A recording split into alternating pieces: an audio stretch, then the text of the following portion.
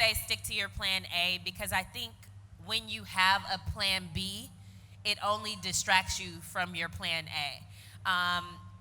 I grew up always knowing that I wanted to work in fashion, and when I got to college, I changed my major 10 times because I was like, oh, I thought I want to do this, I thought I wanted to do that, and then I eventually just stopped and said, what do I really love?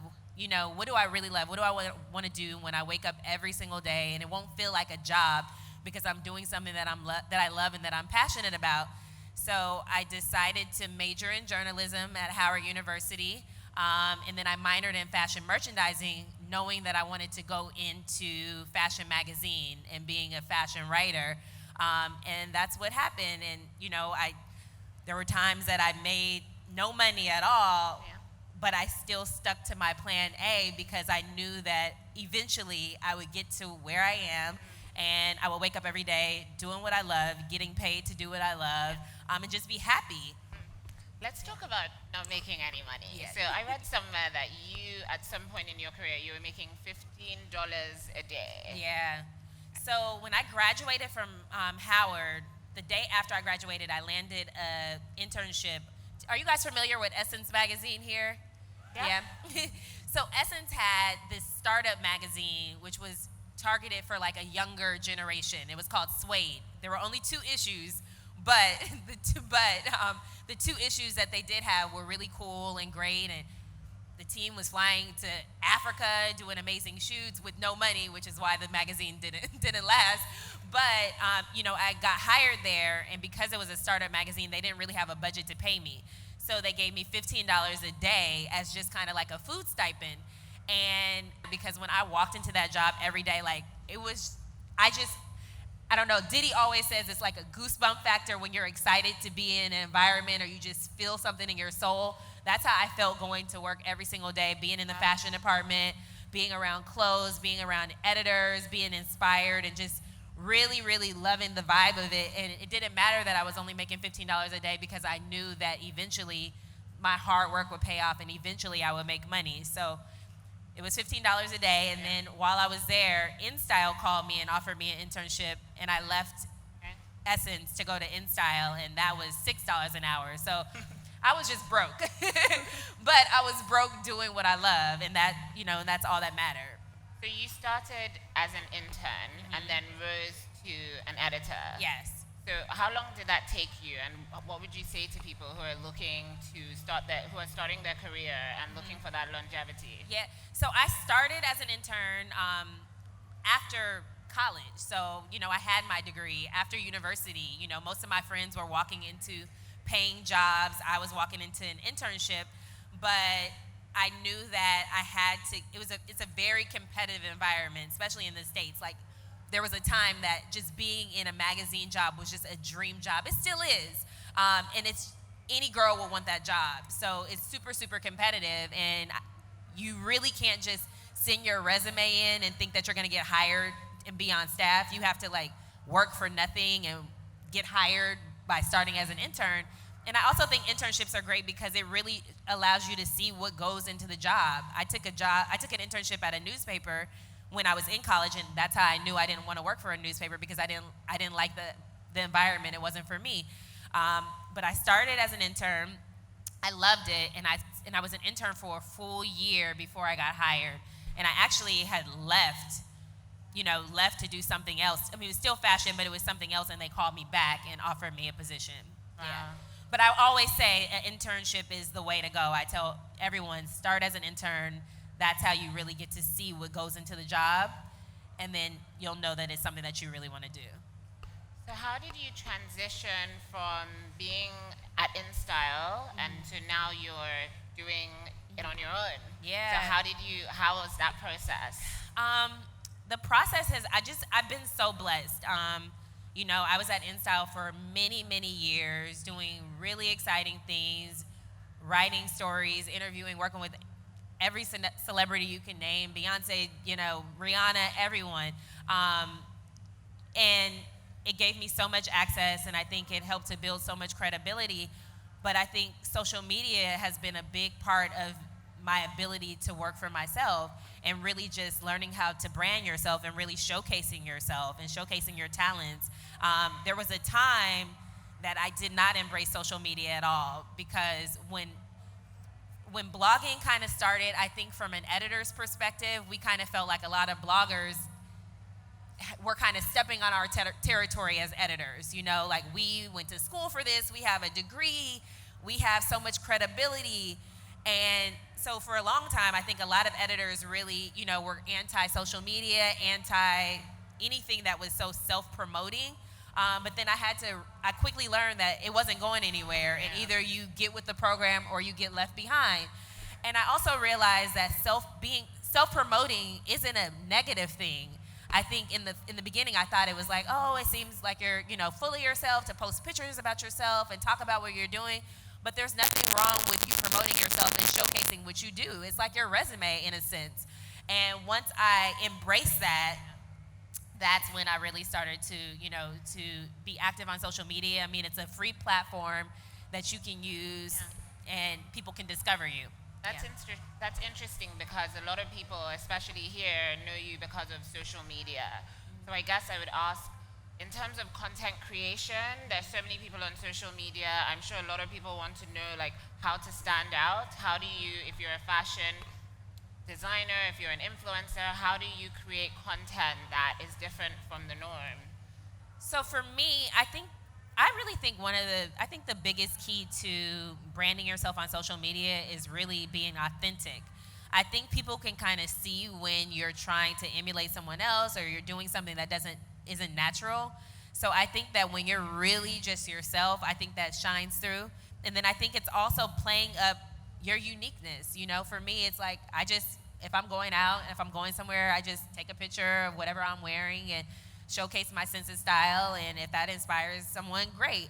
But I think it's kind of really just owning who you are, not being afraid to put yourself out there, because I think so many people kind of want to do it, but then they get shy about it, and and then they don't do it. And I think it really is about consistency, being consistent, being very selective about what you post, making sure. I think I kind of do it. I approach it through a magazine lens as an editor, so I like very clear, beautiful photos, and for me, it's just about being authentic in everything that I do. So, my voice, whether I'm writing a caption, I'm talking just like I'm talking to my girlfriends, is very much just who I am. I'm not trying to be anybody else. All I can be is Kahlana, and I think that shows. Yes, definitely. Okay, can we talk about pitching stories? So I know a lot of people are interested in how to pitch relevant stories. There was a story that you wrote on colorism, and that got you a lot of attention. So how do you navigate that? Yeah, it's interesting, because in my early years as an editor, I would have never pitched that story. I would have been too afraid to, I'm an editor that's one of the only black editors at a magazine, so there's always, you're so happy to have a seat at the table, so sometimes you have fear of really pitching things that maybe your coworkers wouldn't understand. So it took some years of just getting comfortable and really knowing that, what, God put me here in this magazine, and I have to use my voice, and I have a whole community of people that I represent. And that's the benefit of me being in this job, to be able to represent my community. So really, one day, I'm trying to remember how that story came about, but I remember I was talking to my former boss, and we were talking about, I was explaining to him what colorism was, and he said to me, would you ever want to write a first-person story about that? And I was like, really? And he was like, yes, and I did, and I think, honestly, in my career, that's probably one of my proudest moments, because it was a story that touched so many people, and so many people could relate. So many people who look like me and went through the same things that I went through as growing up as a dark-skinned, young girl, and to be able to share that story in a mainstream magazine like InStyle was great. And I think it also opened up opportunity for more stories like that. After that story got so much attention, it was like, what else do you want to write about, So I think that's another thing, that when we are in these positions where we can use our voice and tell our stories, I think it does nothing but create opportunity for more of that. So, you have to speak up and pitch things that people may not understand, but it will stick. Yeah. Speaking about diversity, how do you think that has evolved? Because right now, obviously, there's more talk on diversity now. How is it different now than it was when you started, and where do you think it's going? Yeah, I mean, when I started, it's funny, I could count like on one hand how many black editors there were, at the various magazines. And now there are more, and I think it's great to see that diversity is, a focal point for so many brands. I think it's a great thing, but I also think that I'm just hoping that it's not a trend. Yeah. I'm really hoping that it's not a trend, and I'm hoping that, these companies are really, really, really genuine in wanting to be inclusive. But I think for me, especially because I have such a strong beauty background as a beauty editor, I think Rihanna was a big part of that with Fenty Beauty, and really coming out with her line of foundations and making sure that there were 40 shades. And, I think there have been makeup companies that have had 40 shades of foundation, but what Rihanna did that was so smart was that she included people of color and people of different shades in her marketing materials. When she posted, on Instagram, it was people like Slick Wood, someone with, brown skin and a gap and bald head. So many people could relate because they saw themselves through her advertising campaigns. And I think that that's what so many brands have not done in the past. There's MAC, there's Bobbi Brown, and they've had those shades, but we weren't reflected in the advertising. So now you see all these brands trying to keep up because they saw how well they see how well Fenty's doing. So like everybody's reformulating, everybody's expanding their shades, and it's cool now that there will be more options for us. But I think it's there's still a little shade where I'm like, why did it take so long? Yeah. But I don't want to complain because I'm happy that we're seeing the change. Yeah. I know this class is called Sticking to Your Plan A. Yes. But especially in this context in Nigeria, there are so many people that go to Plan B, C, D, lawyer, doctor, engineer, and they have a Plan A, but it's like a dream. Yeah. So what would you say to those people, and how do they get back there? I would say, oftentimes I always hear where it's like, oh, my mom, in my household is you have a choice. You're either a doctor or a lawyer. I feel like if that's not what you're passionate about, then I don't think that that's what you should pursue. For me, I knew that I wanted to wake up every day doing something that I loved, and for me that was fashion and beauty. And in the beginning, I made no money. I worked really hard, and I worked to where I could get to a point where every single day I was doing something that I love. Every single day I was going to work with a smile on my face, and it's never really felt like work because I have so much joy and I'm doing something that I'm passionate about. And like I said, I always feel like when you have a plan B, it really just distracts you from your plan A. And if you don't stick with your plan A later in life, you're going to one day come to that plan A and you're going to say, you know what, I should have done it a long time ago. Yeah. There's so many women that I hear, now in their 30s that are like, you know what, now I'm ready to pursue my passion. I went into this because it was about money. I wanted to make money, but I'm not happy in my job. And so I say, just go for your passion from the beginning and you avoid that. Yeah. What was your earliest, let's just take it back a little bit. What was your earliest encounter with fashion? Ooh, so my earliest encounter with fashion, when I just think about my childhood and I think about growing up, my grandmother was really the epitome. She's my style icon. She was like the epitome of everything fly to me. When it came to fashion and beauty, she's someone who, on the weekends when we spent time together, she was taking like my sisters and I. We were going to shopping. We were going to Nordstrom, a department store that we have in the States, and going to get our nails done, going to get our hair done. She was a principal in the Seattle Public School District, and she, to me, was just represented elegance and being put together. She would always tell me, never wear sweats on an airplane. You never know who you're sitting by. So she taught me all of these things about just caring for my appearance and really knowing that your appearance is the first thing people see before you even open your mouth.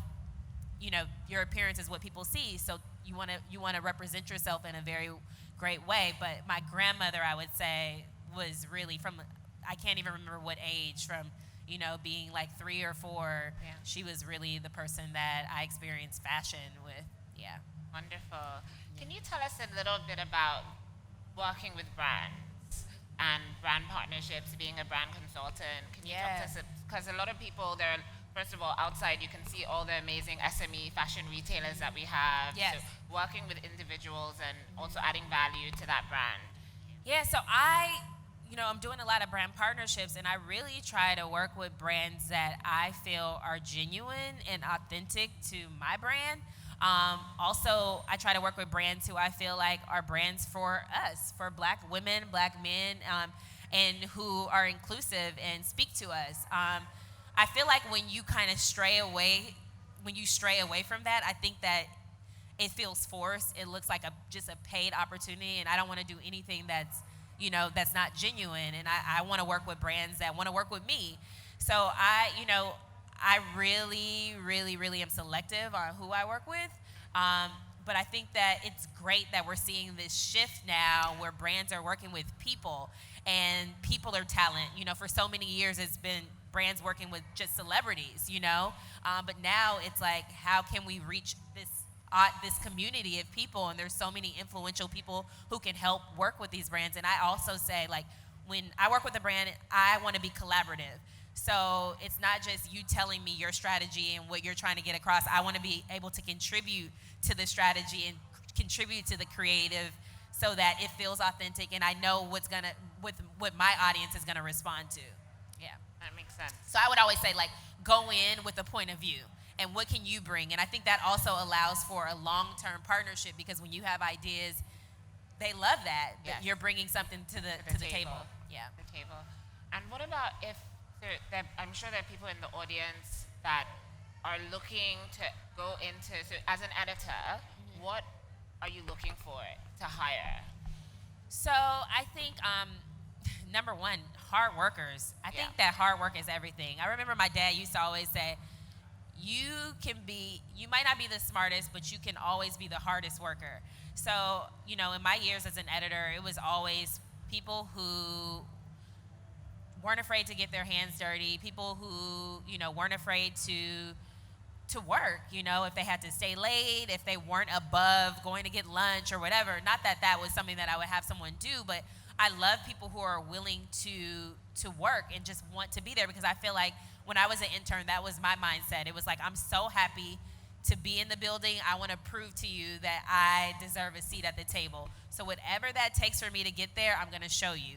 And I just was so happy that I wasn't above anything. I just wanted to work hard to prove myself. And I love people with that same mindset. I think now we work, we're living in a generation where there's a lot of entitlement. Yeah. I've had interns who don't want to work, they want to say they work in this industry, but they don't really want to put in the work. So when you have people who are just humble and happy and keep a smile on their face and they're polite and they're hardworking, I think that that's what stands out. Yeah. So you just touched on it, but perception of the fashion industry versus the reality. Do you think that people have this false view of like this glamorous lifestyle as opposed to? I do. I think, you hear fashion and it just sounds like, fashion or beauty, and it just sounds so glamorous. But, the editors I know, the people that I work with, it's a lot of work. And everybody started from the bottom. Everybody started from the bottom working really hard. Most people started as an intern, and now you see the life. And social media also like really creates this whole, fairy tale where everything, everything looks so, perfect. And it's like, okay, that's an edited picture that, everybody's putting up the content that they want to show. And so it looks like that. But I just know the stories of what went behind so many of these women who are in the fashion industry, and how much and how hard they work to get where they are. Yeah. Speaking of creating content, you're pretty famous for like your iconic videos, like styling. Four ways, one style. Yeah. So first of all, how do you keep it fresh? How do you keep it engaging? You know what? It's exactly what I said in terms of just being authentic. When I decided I wanted to do fashion videos, I just said, you know what, I'm going to do it in my way. So I'm going to wear what I like. It's gonna be the rap music that I listen to, and I don't care who's watching, I don't care who doesn't, it's just me. Yeah. And so either you love it or you don't. And I just feel like it's fresh because it's genuine, it's genuine and it's authentic to who I am. Yeah. So that's, I think, what I try to do, just in every single thing that I do, just really try to be who I'm myself and showcase that. And I think when you do that, you stand out because there's only one you. So what is it that you like? What is it that makes you unique? What is it about your style that's different than everybody else's? That's what you play up. What about skill sets? So I know you have a degree in journalism and fashion merchandising, but in terms of, like, what do you need? Do you need to be a photographer as well? Do you need to have a graphic designer person on your team? What do you need to really create that 360 brand that appeals to? So I don't know that you need to have those skills, but I think you want to surround yourself with people who have those. So, a videographer, if it's all about creating content, I think a videographer, a photographer, also just, having, for me, I think it's just like having supportive, genuine friends, who are encouraging and inspiring and who keep you in a positive light. Because a lot of times, I think with social media, you have to, I think a lot of people can have a competitive mindset. And so when you keep positive energy around you, you don't even see that. You're just focused on you. And I think that that's so important with social media because so many people stress about it. So many people have these expectations and they have this fear and, they're comparing themselves to other people. And it's just like, you kind of can't do that. You kind of just have to stay in your own, just do you. Yeah. And I think that, when you have good energy and good, genuine relationships around you, then that helps. Yeah. Can you tell us a little bit about being a TV correspondent? How did that even begin? Yeah. So I think I must have been a beauty editor at InStyle, and nobody on staff wanted to do TV.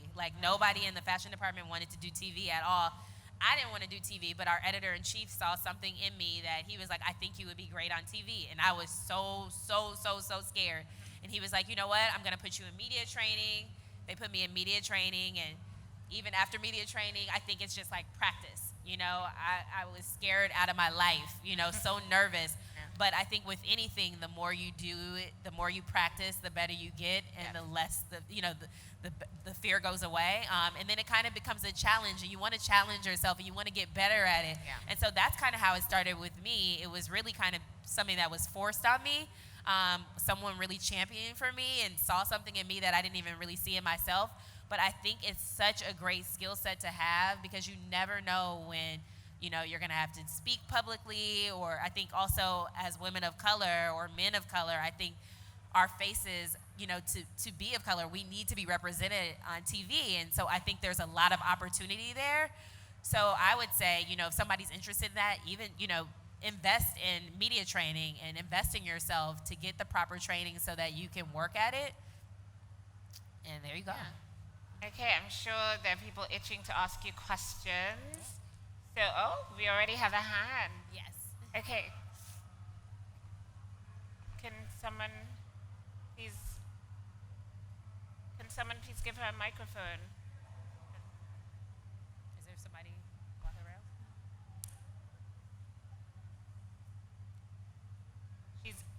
Oh.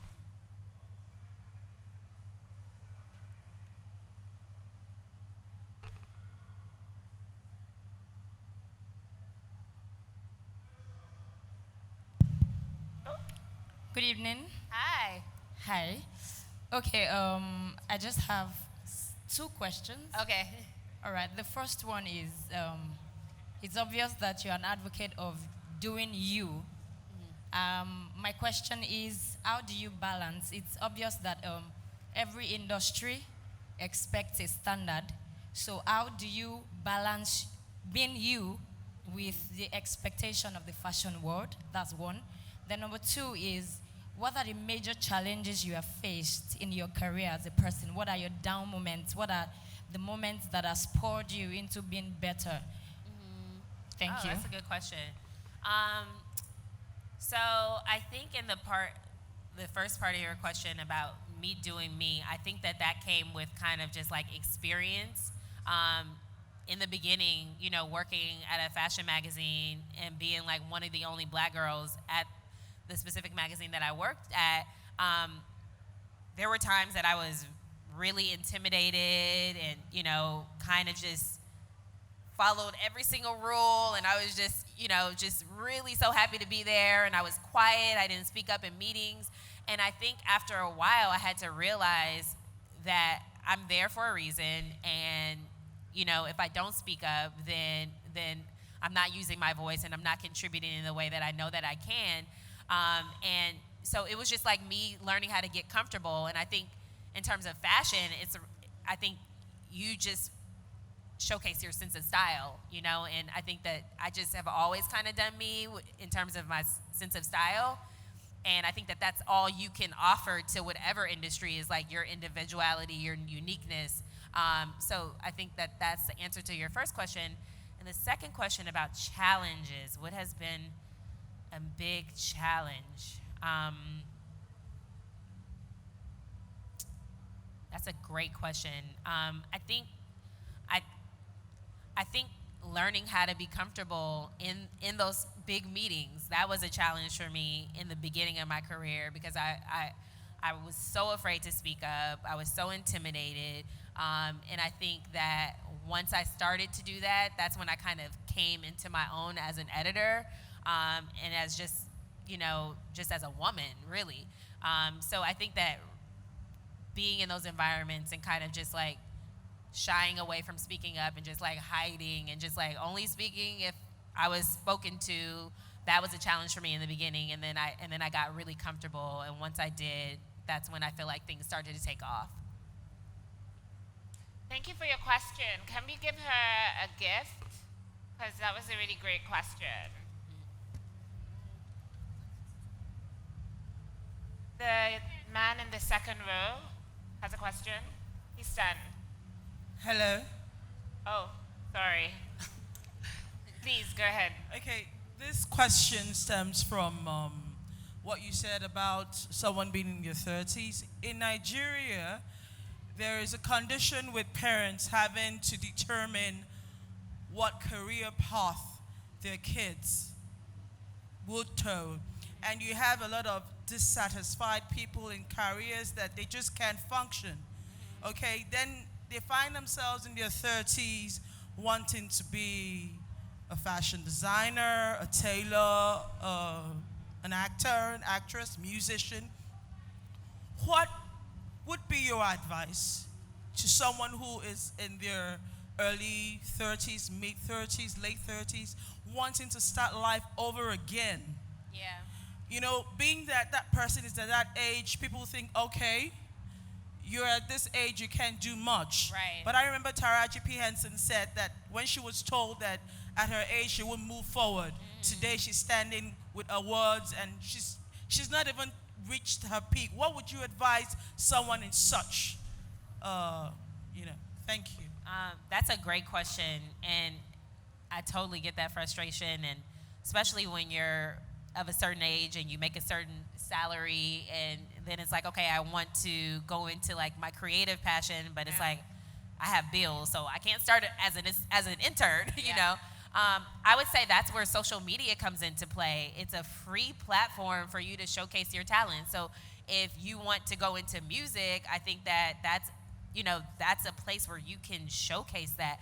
Or if you want to, say, I don't know, if you could shadow, so if you want to be an executive and there's someone that you actually see that has a job that you feel like you can learn from, there's been people who have reached out to me, like, I would love to just shadow you, or I would love to just like work with you for a day. And I don't know, for me, I think that I have like this special place for someone who's of a certain age who wants to do that and is humble enough to be like, okay, you want to work for me for free and you're 30, you know what I mean? And I'm so happy to help if I can, because that means that you really want it. So like, I think social media is a good place for you to start, because it's this free platform, for you to showcase whatever, or for you to reach out to someone who inspires you. And I always say, like, if you DM, maybe try to get an email and then send a formal email, instead of just like putting your pitch in a DM. But I think it's, you now have so much access. You know, when I was coming up, I couldn't just reach out to someone who inspired me. I didn't have that. I had no way of finding out how to contact that person, someone who I can volunteer for and learn from. But now that opportunity is there. So I would say that's where I personally would start. You just said something that was interesting. You said don't put your whole pitch in a DM. Yeah. I don't advise that. Okay.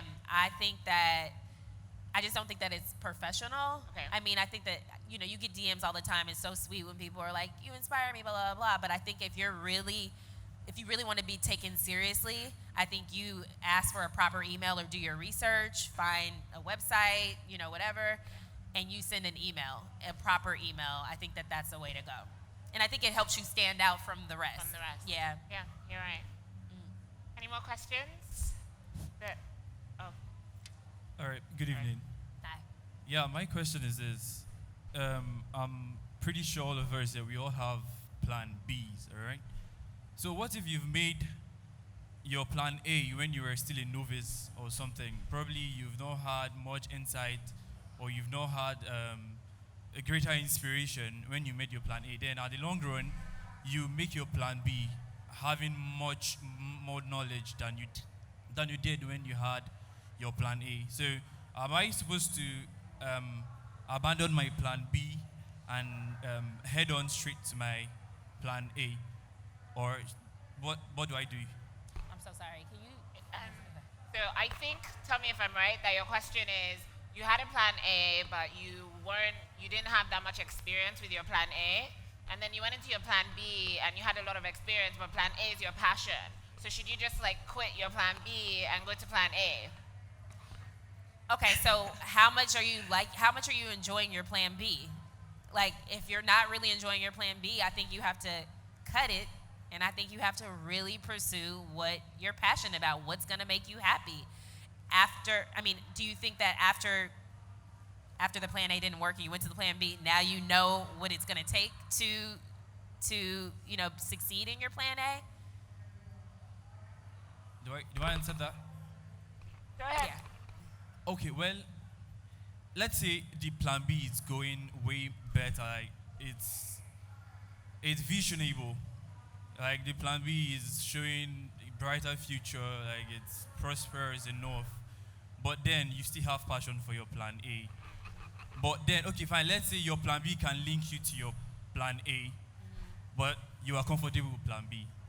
You're confident in it, but I think I understood what he's saying. Yeah.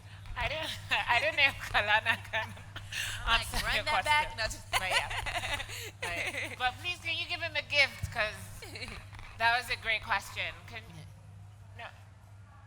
Can he get a gift, please? Okay. I'm not in charge of the microphone, so whoever gets the microphone, just because I keep pointing at people and they're disappointed. Go ahead. Hi, Kahlana.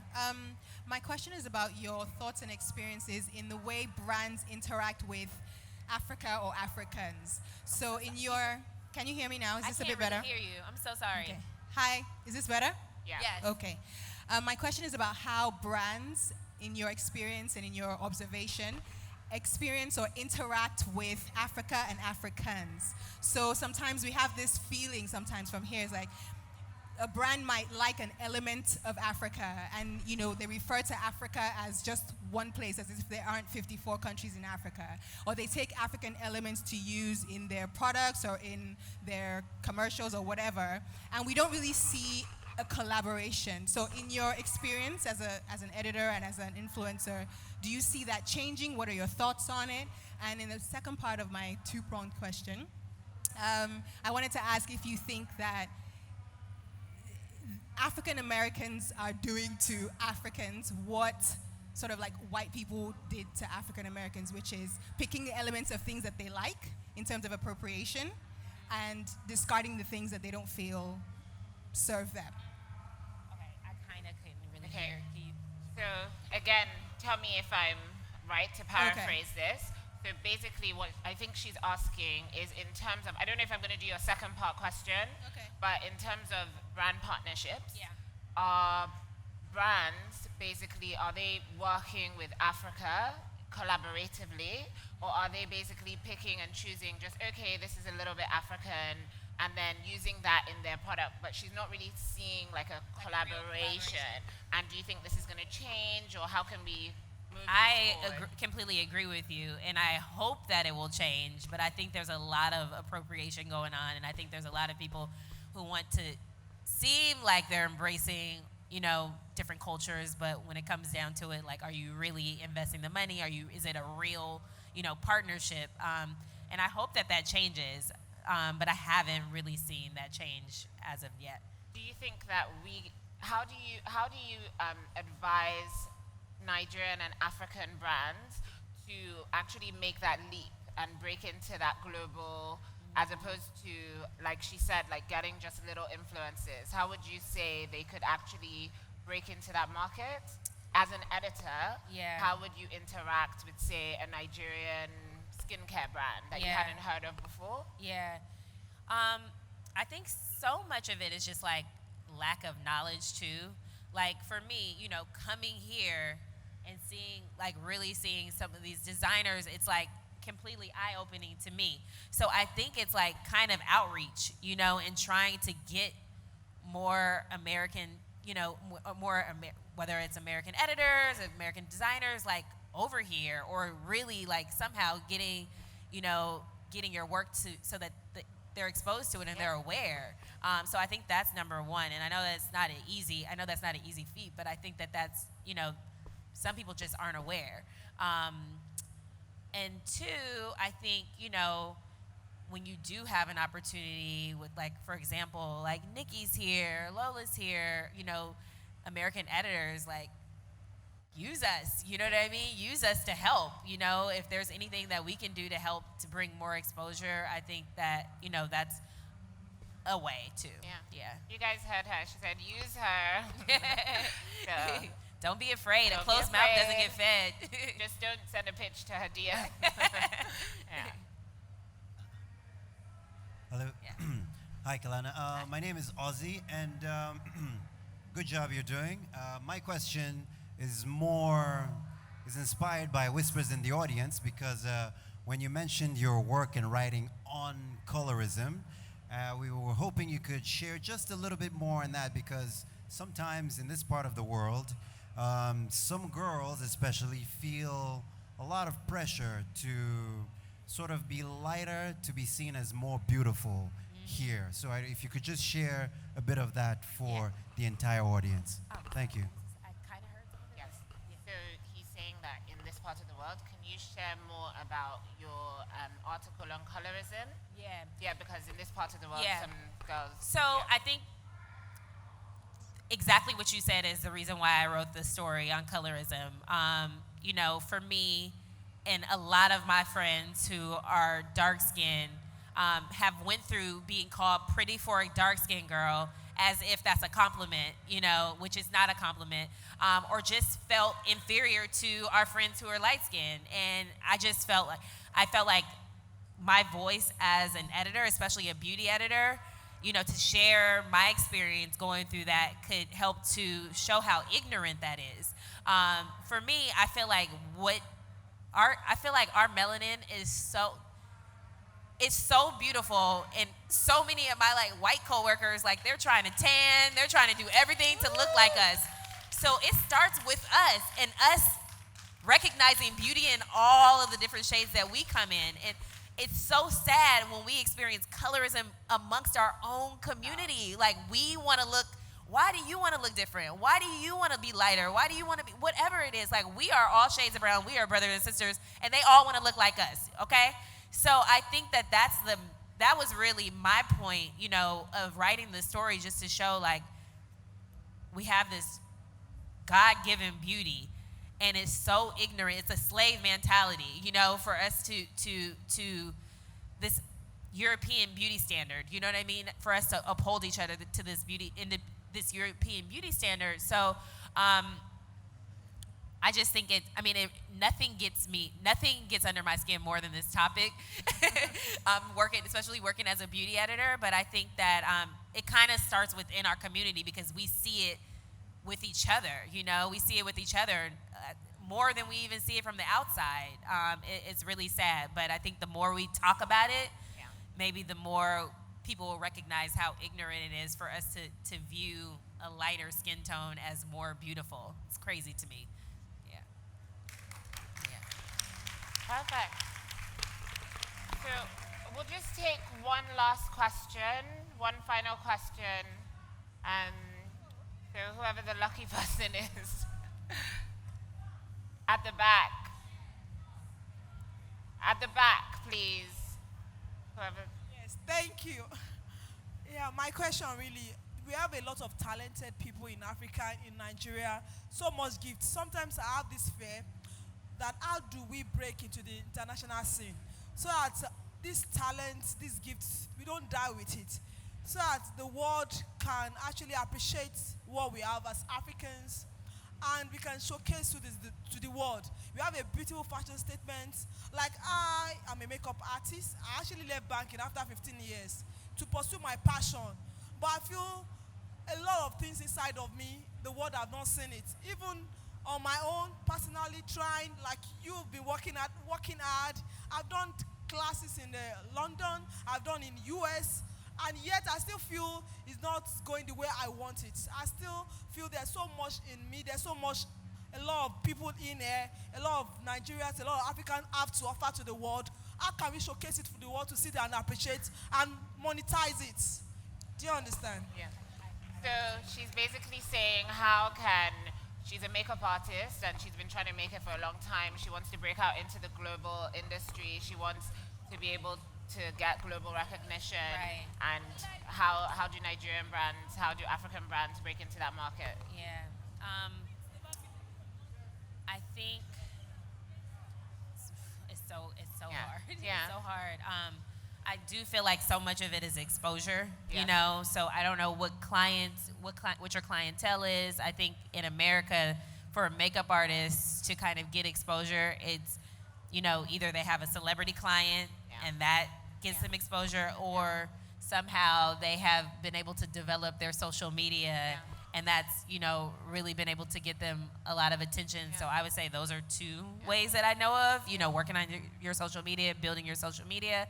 And obviously, when you get your followers up, brands reach out, and then it's like Mac wants to sponsor you, or Bobby Brown wants to sponsor you because they know you have an audience. And I think, you know, obviously having celebrity clients too gives you that exposure too. Those are really the two ways that I know for makeup artists. What you said about hard work and just keep. It is so much about being persistent too. Yes. It could be intimidating. You feel like, okay, nothing's happening, but I mean, there's always a green light at the end of the tunnel, and it's just work. It doesn't happen overnight, and I think we live in this generation where people want things to happen so quickly, but that's just not reality. It's just putting in that work and being consistent with the quality of work that you're putting out too. Yeah. Thank you so much. I think that's it. Thank you so much. Thank you all. Thank Thank you you so much. We loved having you. Thank you so much.